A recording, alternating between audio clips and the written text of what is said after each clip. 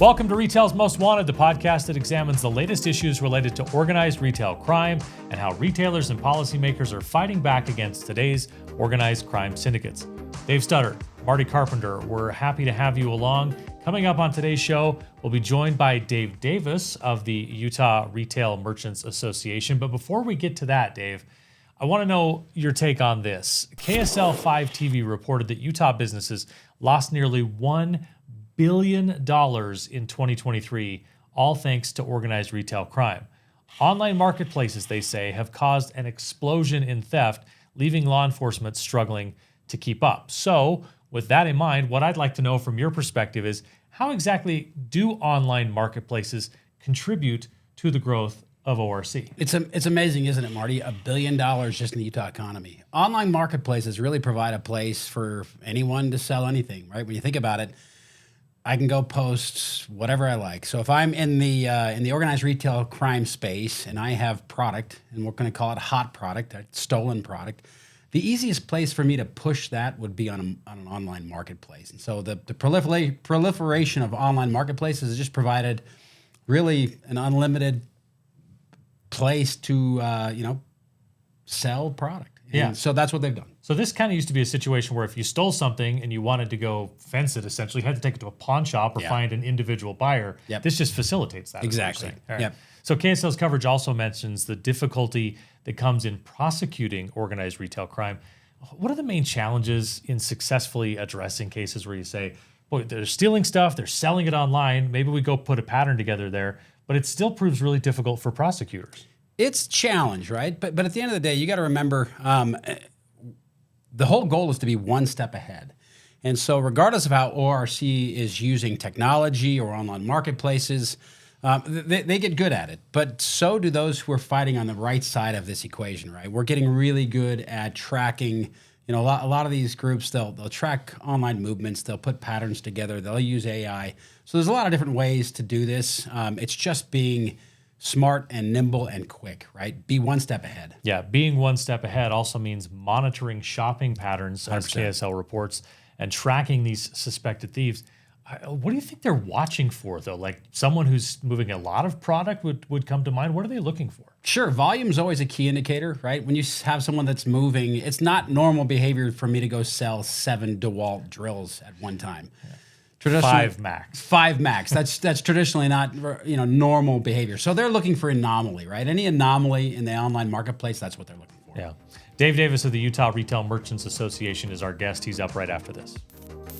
Retail's Most Wanted is brought to you in partnership with the Attorney General Alliance, where U.S. State Attorneys General collaborate on emerging legal issues and the rule of law at home and across borders. Learn more at agalliance.com. Retail's Most Wanted is brought to you in partnership with LVT, securing physical environments through intelligent automation. Learn more at lvt.com. That's lvt.com. Welcome back. Dave Davis is the president and chief legal officer of the Utah Retail Merchants Association. Before joining the association, way back in 2007, believe that, Dave spent nearly a decade as the director of human resources and legal counsel for Associated Food Stores. Dave, thanks for being here with us. A whole lot going on around the country when it comes to organized retail crime.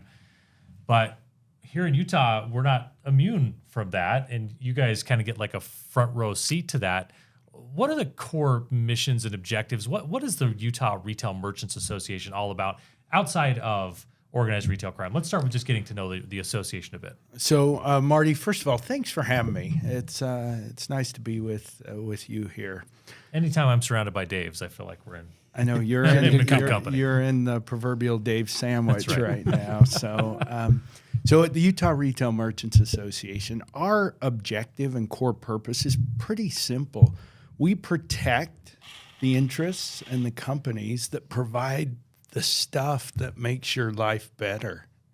Our retailers are out there selling things to people, and the intention is really all of these things hopefully help us to live better lives. Dave, I love that, right? What a great mission. And I'm curious, as we're talking about organized retail crime, how has that impacted, right? Specifically ORC, how has that impacted the retail industry here in the state of Utah? So organized retail crime it's just a significant issue.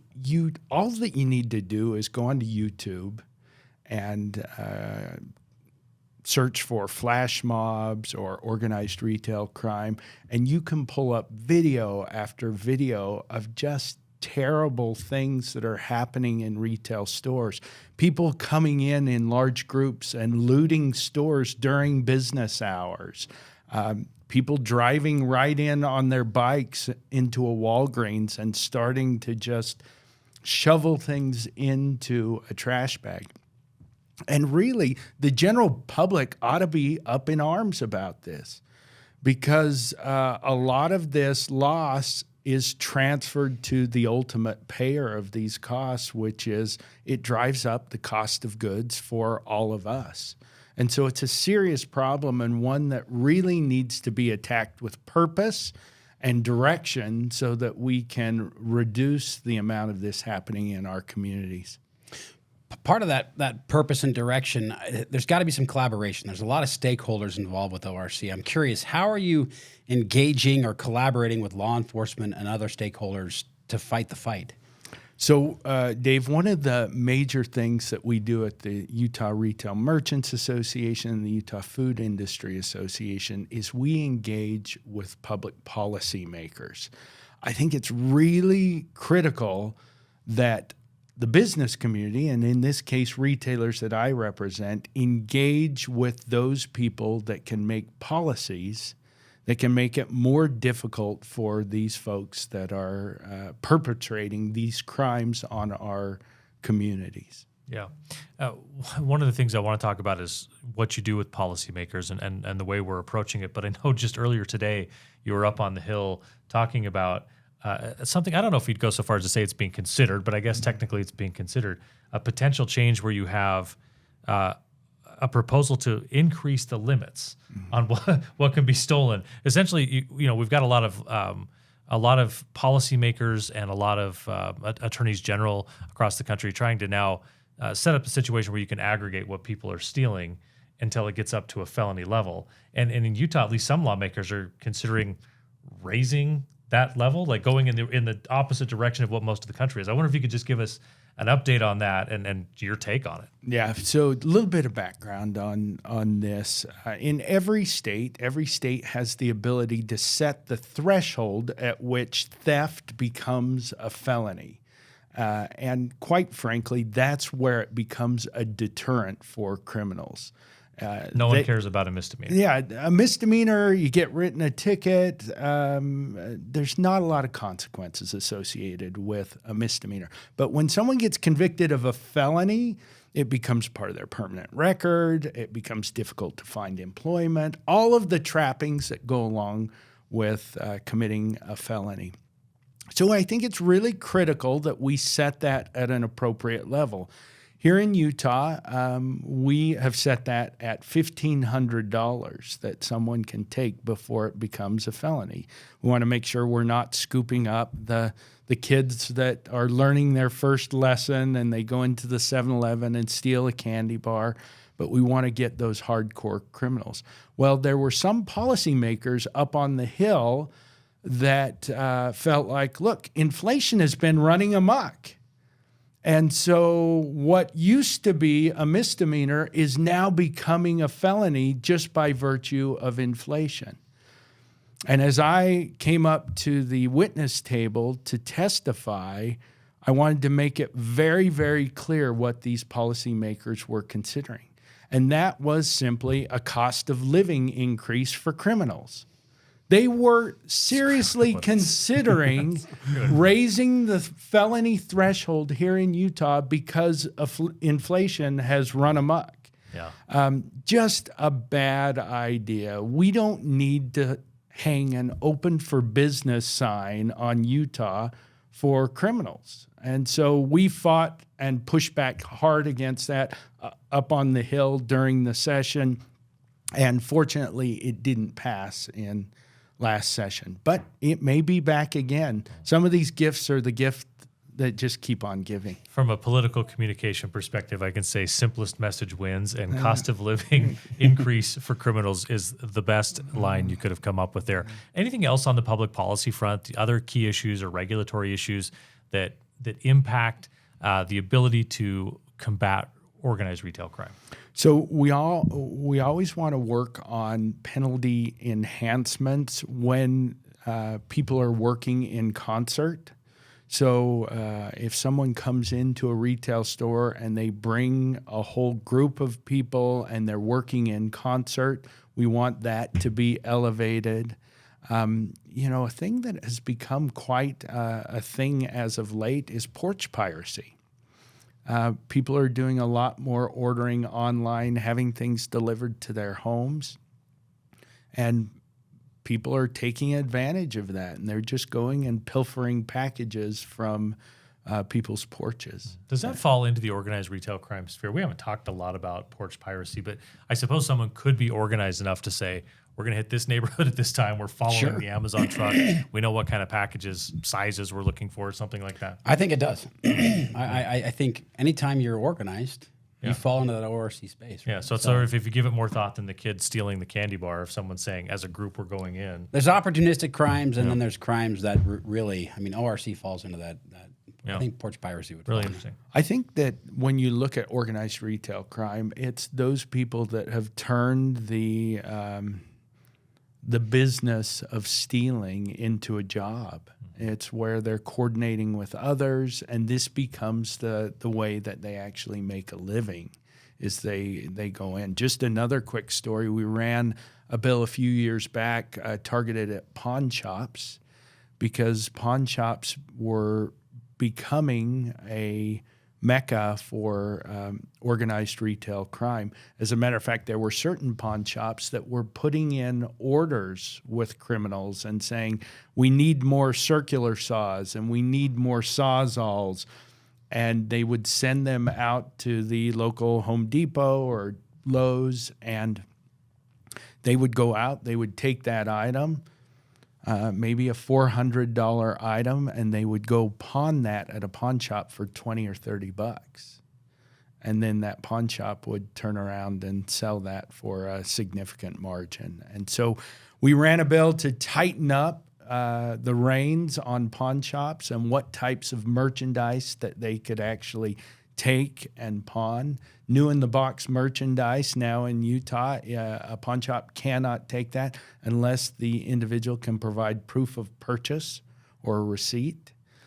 We required them to start to take photos of both products and people that are bringing things in. And so we really tightened up the reins there on that front. That seems like that would be a big deterrent if you go to pawn something. Not only, hey, I can't take this thing that's new without a receipt, but, oh, by the way, I got to take your picture while you're dropping this off. That would deter. Yeah, right? Seems like it would make a big difference. Dave, I'm curious, what resources and support does the Utah Retail Merchants Association provide to its members specific to ORC?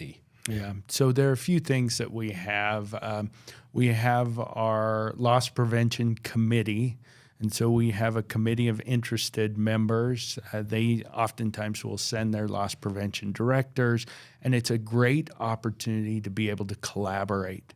These are people that are professionals, they're in the business, and they can come together and say, what are you seeing? And what are you seeing? And where are the trends going? And so I think that that's a really positive thing. One thing that I have found representing retailers across the state for many, many years is they are fiercely competitive in the trenches, but there are certain areas that are common. They're common good to all of the industry, and one of those is loss prevention. If we can identify a trend, we have a group that is moving through Utah right now, and people can get a heads up to other loss prevention professionals, a heads up to law enforcement. Everything works better that way. Dave, I'm curious, and this is an off-the-cuff question, but one thing that we notice a lot is information is siloed. A lot of times between retailers and law enforcement, and how do we do a better job of collaborating and sharing information across both? There's always a legal reason and there's always a trade secret reason. How do we do better at sharing information? Because I think when you collaborate openly, we get further faster. I'm curious your input. So it's a great question. Number one, you have to have the relationships. People have to trust that they can come together, share pertinent information, and it's not ultimately going to be weaponized or used against them in a competitive fashion. So you got to build those relationships. I think Utah has been a real leader in this sphere as well. We were one of the first in the entire country to put together an organized retail crime task force.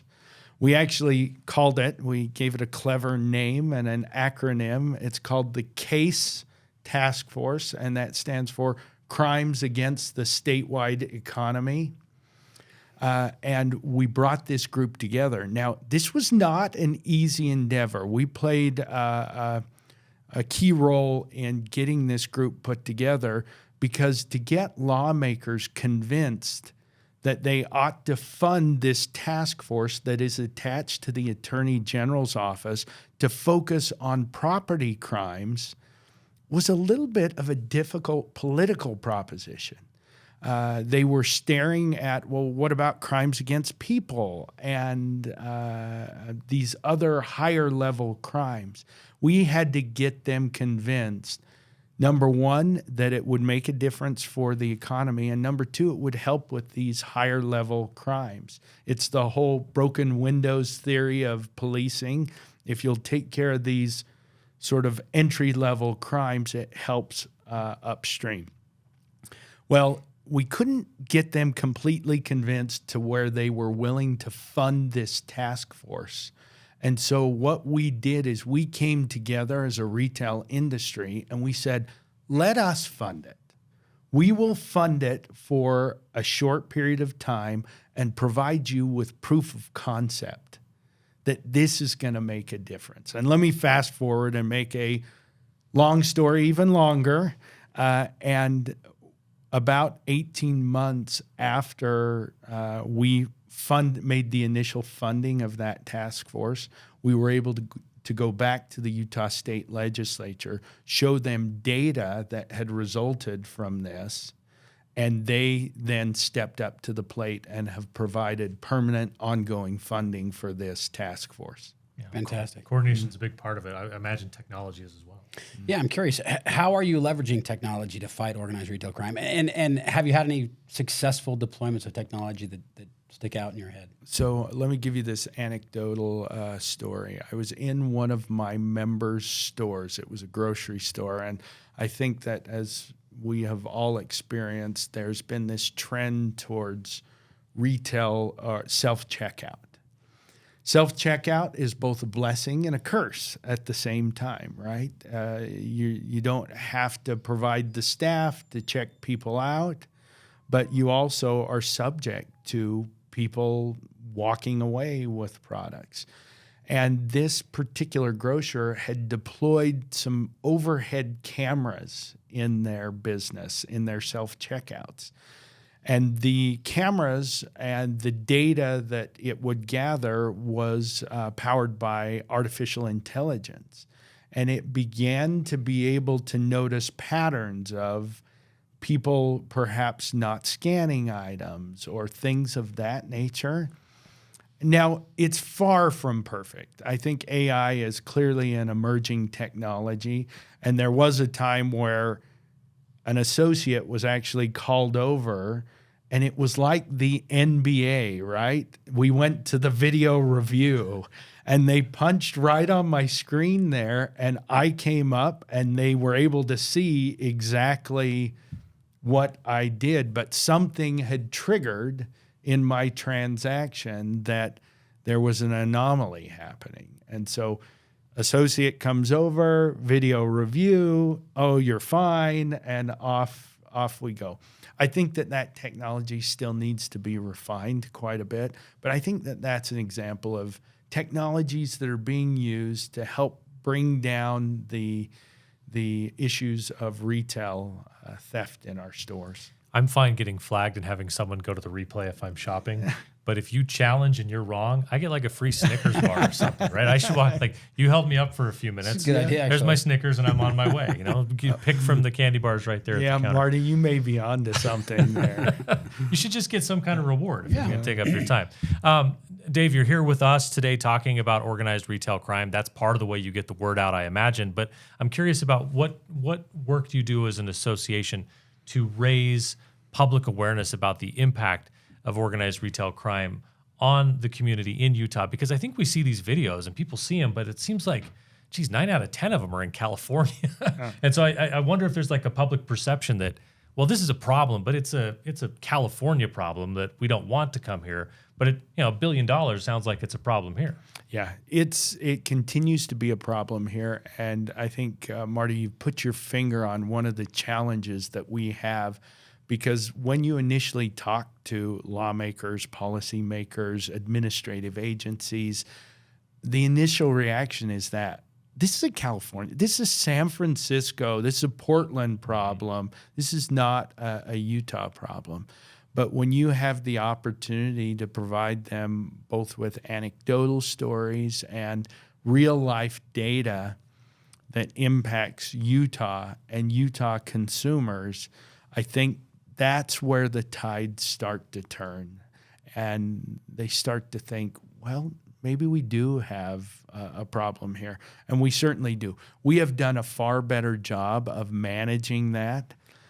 To a certain extent, we have made other states more attractive than we are. It's that old story about you're in the woods with your buddy and you come upon a bear, and one of them puts on his running shoes and the other guy says to him, well, you're never going to outrun the bear. And he said, I don't have to. I only have to outrun you. And we have done some good things here that have put us ahead of the pack as far as other states. And that drives people to places like California or Oregon, where the hunting is a little bit more fruitful in those states. Dave, you talked a little bit about the tides turning. I'm curious your thoughts about the future of organized retail crime here in Utah and nationwide. So we are at the forefront now, but you can't stay there without constant effort and looking at how do we improve, how do we stay on the cutting edge of thwarting organized retail crime. It's fun to be number one, but when you're number one, you got to keep working day after day after day. And so I think that that's part of our job at the Utah Retail Merchants Association, is continuing to keep this on the radar, partnering with great partners in law enforcement, with our case task force. There's such a good relationship there. We're now to the point where retail loss prevention professionals are packaging up cases, and they're starting to understand exactly what our case law enforcement team is needing.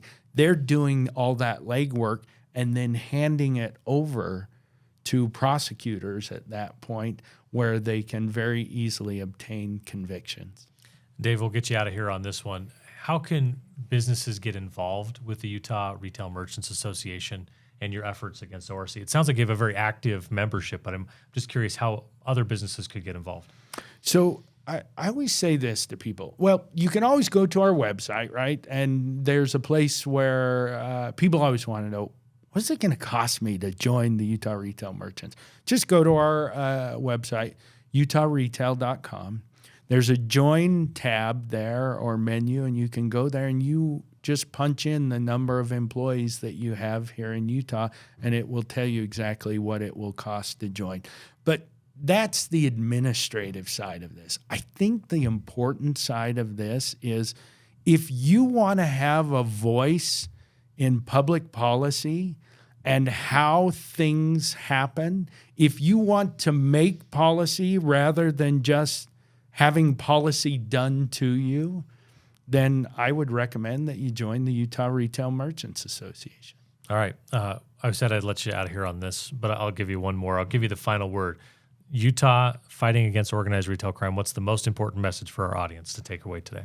So I think the most important message that our listeners can take away is if you don't think that this impacts you, you're wrong. This is driving up the cost of the goods that you're having to purchase at the grocery store, whether you're buying tomatoes at the grocery store or the 100-inch TV at Best Buy. This is driving up the cost of goods for you. It's fundamentally unfair that those of us that have chosen to play by the rules are forced to bear these costs of those that are unwilling to abide by these societal standards. So your takeaway from this podcast can be, this is a big deal for me, and I should care about how we're handling this as a state. Dave, thank you sincerely for your fight against organized retail crime and for joining us here today. We appreciate it. It's great to be with you. Always good to have you with us. That's it for this episode of Retail's Most Wanted. Thanks to our presenting sponsors, LVT and the Attorney General Alliance. Don't forget to hit that subscribe or follow button so you can catch each new episode. We're going to drop one about 3 times each month. You can also find us on X, on LinkedIn, on YouTube. Links to all of that are in the show notes below. Thanks for being with us, everyone. And as always, keep up the good fight.